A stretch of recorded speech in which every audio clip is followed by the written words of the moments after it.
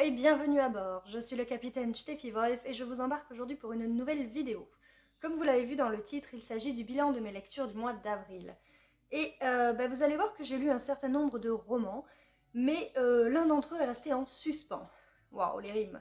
Alors on va tout de suite commencer par celui qui est resté en suspens. Je l'ai commencé le 6 avril et aujourd'hui je tourne cette vidéo, on est le 3 mai, je ne l'ai toujours pas fini, je crois que j'en suis à même pas 40%, c'est sur liseuse. Il s'agit juste, je vous le montre, de Jolie Rouge, donc c'est un roman en allemand. Et si je le lis si lentement, en fait, c'est juste parce que l'histoire est sympa, mais si vous voulez, ça va trop lentement. J'y vois pas assez d'action, je suis souvent assez fatiguée, et voilà. Mais j'ai pris la grande résolution d'en lire à chaque petit déjeuner. Voilà. Jour où je travaille, c'est-à-dire que ça fait pas beaucoup.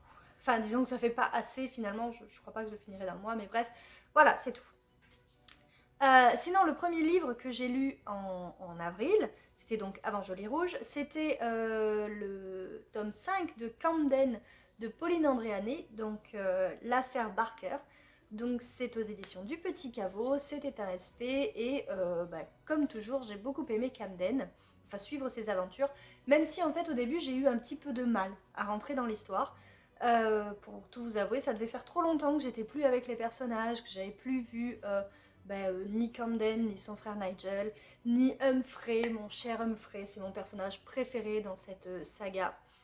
Et il se trouve que dans ce tome numéro 5, on en apprend beaucoup plus à la fois sur les frères Elmore, mais aussi sur Humphrey, donc juste Humphrey. Et je l'adore parce que ce personnage, il est juste excellent. On sait dès le début qu'il a une histoire, un passé, mais là, vraiment dans le top 5, on en apprend plus. Et je suis vraiment contente. Ce tome 5 est fait en fait un petit peu comme un huis clos, c'est-à-dire que vous avez très peu de personnages, ils sont enfermés dans un lieu et c'est assez oppressant. Il y a une histoire de possession, de fantômes, etc. Et on ressent vraiment cette oppression. Elle est présente à chaque page et vraiment moi ça m'a beaucoup plu, enfin c'est assez bien fait. Euh, on est ici plus axé, donc, puisqu'il n'y a pas énormément d'action, il y a une petite enquête en fond, mais on est vraiment ici axé sur la psychologie des personnages. Comme je vous dis, on en apprend plus sur eux, et donc notamment sur mon personnage préféré. Et donc, l'un dans l'autre, j'ai mis à ce cinquième tome la note de 16/20. Ensuite, le deuxième roman donc, que j'ai lu complètement n'est finalement pas un roman, en fait je dis roman mais ce n'est pas un. Donc le deuxième livre que j'ai lu c'était Isha, le renard des neiges de Olivier Tsine aux éditions, attention, Alexandra de Saint-Prix. Je regarde parce que je connaissais pas du tout. Donc dans ce petit roman, cette petite histoire illustrée, que moi je pensais être un... Non, en fait je pensais pas. J'avais bien vu que ce serait pas pour ma fille.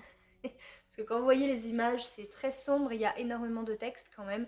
Ma fille, elle va avoir 3 ans, donc bon, voilà. J'avais bien vu que ce serait pas pour elle, mais je m'étais dit, oh, on va faire comme si. Il m'a été dédicacé et l'auteur a bien compris que ça pouvait pas être pour elle, du coup il me l'a dédicacé à moi. Voilà. Et ce dessin est de lui, je sais pas comment on fait pour dessiner au stylo bic, mais apparemment c'est faisable.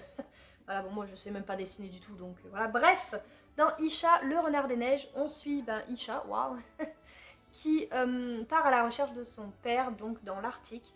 Et donc en sa compagnie, on découvre vraiment plein d'autres animaux. Donc vous avez notamment un ours polaire, pas forcément très gentil évidemment, et j'ai trouvé ça vraiment très sympa. Par contre, il faut vraiment pas le prendre pour un album jeunesse, très très jeunesse, hein, parce que il est assez sombre, comme je vous ai montré une image, elle est très sombre. Bon, vous avez aussi des images très aurore boréale, hein, quand même, mais vous avez aussi du sombre. Et l'histoire elle-même est assez sombre et quelque part, pour un public trop jeune, empreinte de violence. Violence au sens où cet article il est plein de dangers et le pauvre petit chat il va devoir y faire face et parfois c'est vraiment très difficile. Voilà. Donc en dehors de ça, j'ai vraiment beaucoup aimé la quête du petit renard. Enfin en dehors de ça, en dehors du fait que le public pour lequel je le destinais, c'était pas tout à fait celui-là, donc c'est mon erreur. Mais les dessins sont quand même vraiment magnifiques. la quête du petit renard, elle est très belle, elle est... enfin voilà, c'est super, j'ai bien aimé. Et donc à cet album, je lui ai mis la note de 16/20, encore une fois. Ensuite, on parle de livres dédicacés. J'ai commencé la duologie La Cité des Sangs Purs, donc d'Ombre et de Poussière de Lucille Chaponnet, qui est un auto-édité. Donc je vous dis, il m'a été dédicacé. Voilà. J'ai le second tome, mais je ne l'ai pas encore lu. C'est rare que je me fasse 2 tomes de suite quand même. Je sais même pas si je l'ai déjà fait. Bref, voilà. Dans ce roman, cette fois, on suit... Comment elle s'appelle? Comment elle s'appelle? Senia, voilà. Que j'ai pas arrêté d'appeler tout le long du roman Sienna. Voilà. Bref, on suit Senia, qui est une poussière. Et c'est-à-dire que dans ce roman, si vous voulez, la société est divisée en 3 différentes castes. Vous avez tout en bas les poussières, ensuite vous avez les privilégiés, et enfin vous avez les sangs purs. Les sangs purs qui sont des nobles, mais en plus de ça, ils ont des pouvoirs, donc sur les 4 éléments finalement. Mais c'est un peu plus complexe que ça, évidemment, hein, parce que quand vous... Enfin, non, c'est même pas sur les 4 éléments. C'est même pas ça. Parce que la fille dont s'occupe Senia, elle a des pouvoirs sur le corps, donc c'est plutôt sur la maladie, etc. Attendez, je vais regarder. Donc voilà, je vous parlais de 4, c'est parce qu'il y a effectivement les 4 éléments, mais c'est pas tout. Je vous avais dit que c'était plus complexe que ça. Donc vous avez les corporels, donc ceux qui ont un rapport, enfin des pouvoirs quant au corps. Vous avez les sensitifs, donc ça ce sont ceux qui ont des pouvoirs quant aux 5 sens. Voilà. Les élémentaires, donc là, voilà. Et puis les invisibles. Je voulais pas vous en parler, mais en fait c'est écrit ombre et lumière et poussière, donc c'est ombre et lumière sont les invisibles. Voilà, donc ça ce sont pour les pouvoirs des sangs purs, disons là où ils vont trouver leur pouvoir. Et donc notre petite poussière, elle va perdre ses parents dès le début du roman et être recueillie d'abord par un privilégié et ensuite embauchée par une famille de sangs purs comme garde du corps d'une sang pure. Une petite fille pourri gâtée, etc. mais qui finalement se révèle d'un grand cœur.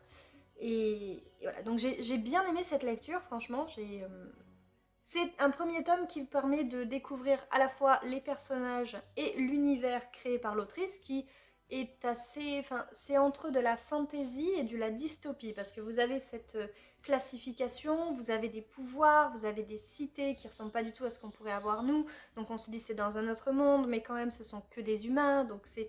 Voilà, on est un petit peu dans un mélange des genres, et c'est assez intéressant, parce que ça en fait un livre vraiment à part, hein. On a à travers ce roman quand même, je trouve, je pense, alors je ne sais pas si c'est volontaire, mais même si ça ne l'est pas, c'est inconscient et c'est relativement bien fait, sans relativement même. On a ici une critique de la société, donc une société qui serait divisée entre les puissants et les démonies. Les démonies. Parce que j'ai démon dans la tête depuis un moment. Ça c'est la faute d'Aiden Fox qui lance sa... Enfin qui lance, dont la campagne Ulule pour le cœur du démon est bientôt finie.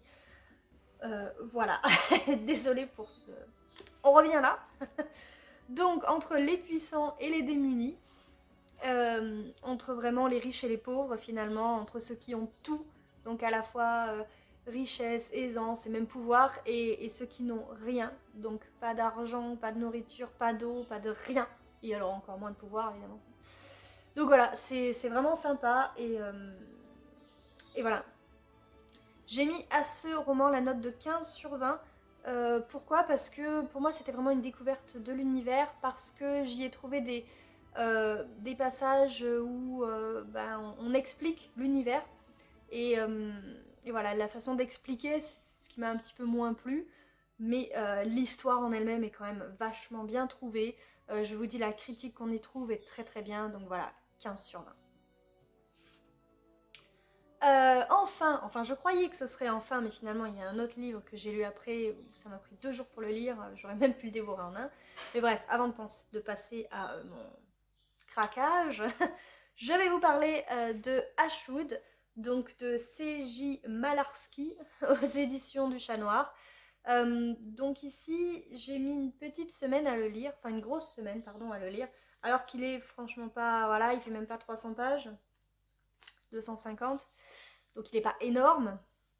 Mais j'ai eu un petit peu de mal, encore une fois, à rentrer dans l'histoire. J'ai l'impression que c'est le maître mot de ce mois d'avril.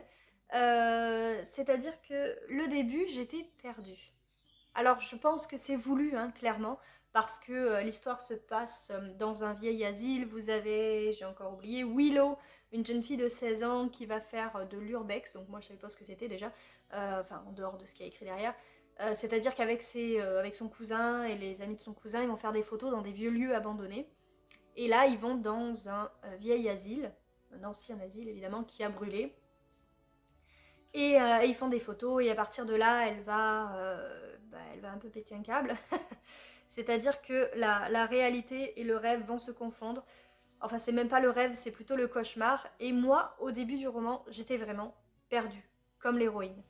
Alors comme je vous dis, je pense que c'est fait exprès de ne pas voir la frontière entre la réalité et le cauchemar. Mais voilà, j'ai quand même eu du mal à m'y retrouver. Toutefois, l'histoire est quand même bien sympa. On entre ici dans la mythologie slave. Donc j'y ai retrouvé certaines choses que je connaissais déjà via la mythologie germanique, dans tout ce qui est du cauchemar, donc le personnage du cauchemar qui vient se mettre sur votre poitrine et qui vous étouffe un peu et qui aspire votre vie. Ça fait référence à d'autres choses, mais voilà.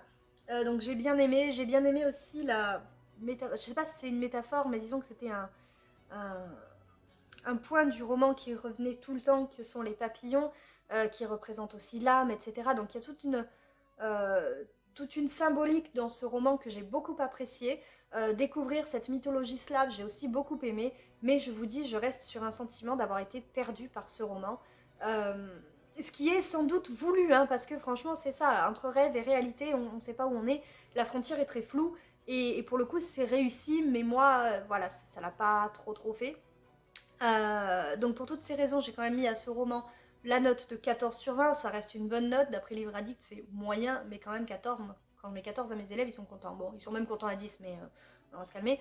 Mais 14 pour moi, ça reste une bonne note. Voilà, avec 14, vous avez une mention bien au bac, lorsque le bac existait encore. Bref, voilà, donc c'est un bon roman.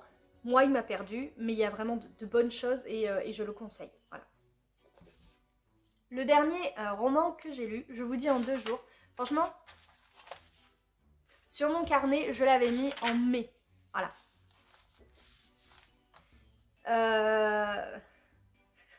suis en train de voir que j'ai fait n'importe quoi. Donc sur mon carnet, je l'avais mis en mai. Et là, je me suis dit, bah non, parce que je l'ai commencé le 30 avril. Non, le 29 avril, pardon. Je me suis dit, t'auras jamais le temps. Il fait plus de pages qu'Ashwood. Donc il en fait pas 300, mais voilà.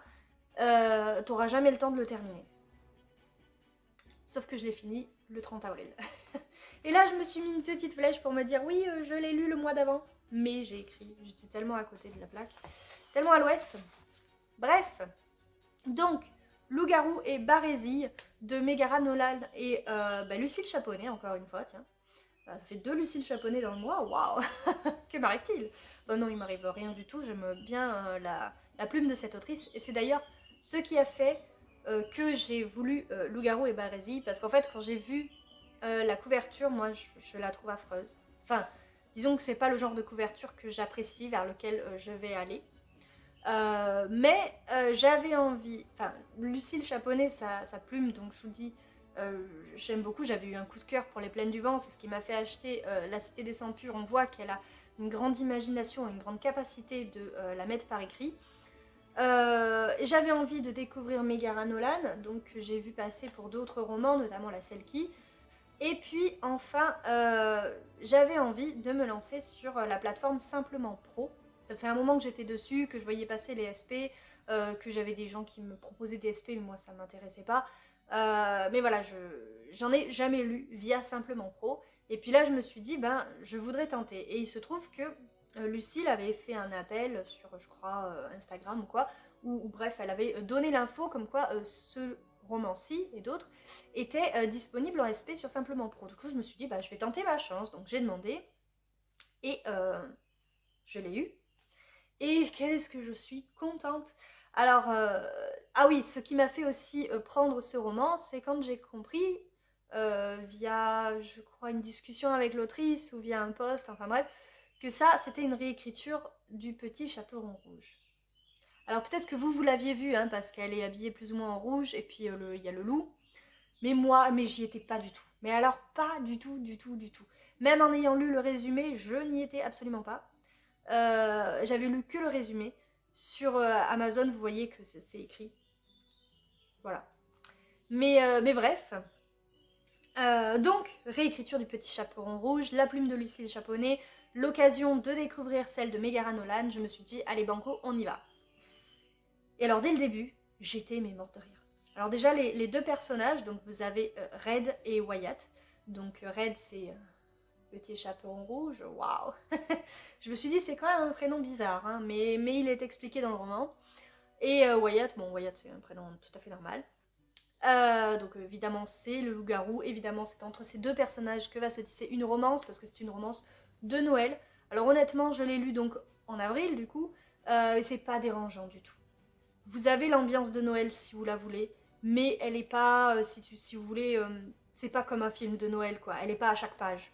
Donc franchement, on peut la lire n'importe quand. C'est une romance qui fait du bien. Elle est drôle, il y a un humour, c'est excellent, c'est complètement décalé. C'est aussi un petit peu épicé, comme on dit, hein, puisque c'est non seulement une romance, mais en plus, la jeune fille, elle est danseuse de pole dance dans un nightclub, donc voilà, il y a plus que de la suggestion là-dedans.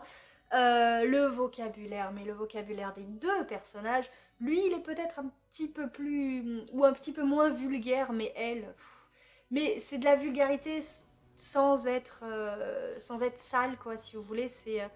Et puis ça arrive toujours au bon moment. Enfin, elle est d'un piquant, cette Red, j'ai adoré. Et lui, à côté, il fait office de tout timide, mais en même temps rentre dedans. Enfin, c'est assez impressionnant comme rencontre. Alors, à la fois du caractère même de Wyatt, qui est vraiment un petit peu en deux teintes, si vous voulez. Et Red aussi, elle a des secrets. Et la rencontre de ces deux personnages, sans doute aussi la rencontre des deux plumes. Donc maintenant, moi, j'ai envie de découvrir seulement celle de Megara Nolan. Voir, voilà. Ce qui m'intéresserait aussi, ça doit être écrit quelque part, c'est quelle autrice a fait quel personnage. Voilà. Juste une petite chose qui m'a dérangée au début du roman et qui fait que ce n'est pas un coup de cœur, malgré le fait que j'ai mis à ce roman à la note de 20 sur 20, parce que franchement j'ai adoré, ça m'a sorti quasiment d'une panne, parce que avec, je vous dis, entre Ashwood, qui je trouve m'a mis un peu longtemps à... ça veut rien dire. Entre donc Ashwood, que j'ai mis, je trouve, un petit peu longtemps à lire, Jolie Rouge, que je traîne depuis le début du mois dernier, enfin le début avril, voilà, j'étais un petit peu en difficulté pour lire. Je voyais le mois de la fantaisie arriver, je me suis dit je vais jamais y arriver, j'ai que des pavés sauf une BD. Bon ben je commencerai par la BD, finalement pas du tout. Et pas du tout parce que j'ai lu Loup-garou et Barésie, j'ai adoré. C'est complètement décalé, la revisite est excellente. Voilà, c'est cliché mais c'est excellent. Et donc je vous disais, ce n'est pas un coup de cœur parce que dans les premiers chapitres en fait, vous voyez le point de vue, parce que c'est des points de vue alternés, bien sûr, vous avez Red, Wyatt, Red, Wyatt, Red, Wyatt, bref. Vous avez Red, donc, elle raconte un petit truc, jusqu'à, mettons, une rencontre avec Wyatt, et puis ensuite vous avez Wyatt, qui va raconter un petit truc jusqu'à arriver à cette même rencontre. Donc vous avez pas un flashback, mais ce qu'il y a avant, donc c'était un peu en décalé pour les premiers chapitres, j'ai trouvé. Et après non, après ça se suit, c'est beaucoup plus fluide, et c'est vraiment très très bon. Et voilà, c'était tellement bon, et tellement drôle, et tellement... décalé que j'ai quand même mis la note de 20 sur 20, même si ce n'est pas un coup de cœur, mais j'ai adoré. Voilà.